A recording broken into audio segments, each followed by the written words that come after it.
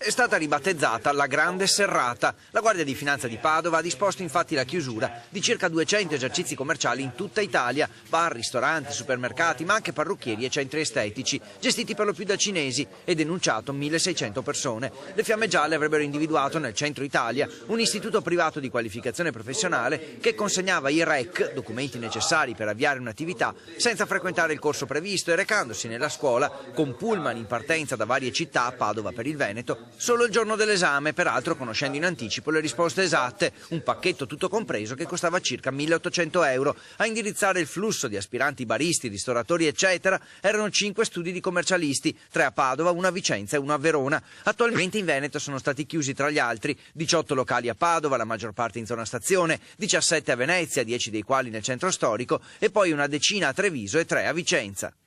Si parla di una scuola abilitata, a differenza del precedente caso, a rilasciare il REC dopo un corso di frequenza, corso che però nessuno frequentava. I soggetti partivano in tutta Italia per recarsi lì il giorno dell'esame, dare le risposte che venivano fornite sotto banco e prendere poi il REC.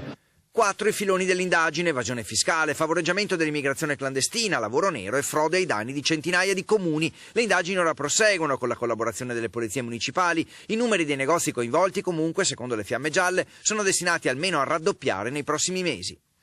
Tuteliamo migliaia e migliaia di commercianti onesti, ai quali chiaramente vogliamo garantire delle condizioni di concorrenza leale.